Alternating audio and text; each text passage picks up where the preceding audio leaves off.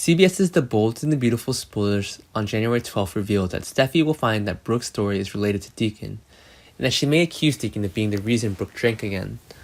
While Taylor was still trying to avoid contact with Ridge, she didn't want to sink herself deeper into this love too much.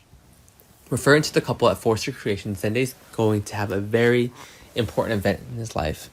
Zende feels he's lucky to be in love with a woman as perfect as Paris, and now he's ready to spend the rest of his life with her. Zende loved Paris very much, so when she saw her sad because of the nostalgia of her family, Zende silently contacted her mother and even booked her a flight to LA so that they could reunite. Paris was surprised to learn that, but instead of being moved by Zende's heart, she expressed doubts as to why he did it. Paris's mother is a B&B newcomer. Her name is Grace Buckingham, and she is currently working as a doctor. Actress Cassandra Creech will take on this character, and Paris will quickly solve her problems and take her mother to get acquainted with the people around the office. On Carter's side, his secret seems to be in jeopardy because Zende has reached out to him and asked him questions regarding Paris.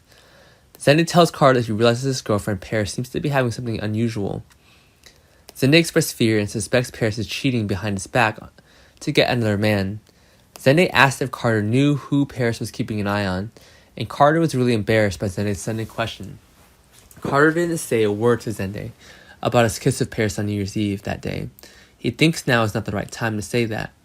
However, that does not mean that Zende's love will return to peace. Things may later be turned upside down if Carter's relationship with Paris becomes better. As for Brooke, she confessed to Ridge and Hope about her drinking on New Year's Eve. Brooke promises the two of them to never make this mistake again. Ride and Hope decided to be their support, to support her in rehab again. Perhaps in the near future, Brooke will encounter more turbulence on her path. At the same time, she also faced suspicion about New Year's Eve that day. There are quite a few people who did not believe that Brooke had been drinking alone. What Brooke was going through was still not satisfying enough for Sheila. She wants Brooke to fall to the bottom of hell, and Sheila is determined to do everything until Brooke breaks down. The hatred for Brooke and Sheila was carrying in her heart and was getting more and more intense. Taylor gradually noticed that anomaly and began to feel afraid that Sheila's future would cause serious problems. Taylor would have a talk with her daughter shortly after Steffi has finished the heated argument with Hope. Hope went to Steffi's house and asked Steffi to stop interfering with her family because right now, her mother's situation is very bad. Hope warned Steffi to stop before things get worse. Steffi does not agree with Hope's point of view, and she believes that there's nothing wrong with this. In fact, it was Brooke who created her own trouble. If Ridge really loved Brooke, then why was her father always looking to Taylor? But Hope didn't want to hear any explanations from Steffi. Hope only focused on speaking her mind and assured Steffi once more that she would never think that it would destroy her family's happiness. Of course, Steffi's not the type to listen to other people's words. Basically, she didn't need Hope's warnings at all.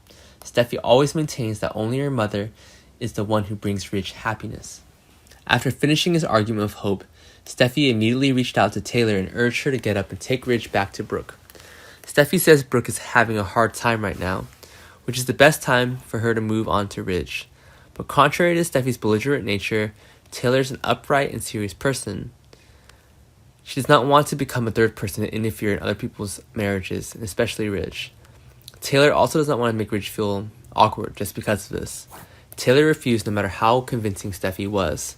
Then Steffi got in touch with her brother Thomas, and the two cousins began to sit down and discuss why Brooke was so self-destructive.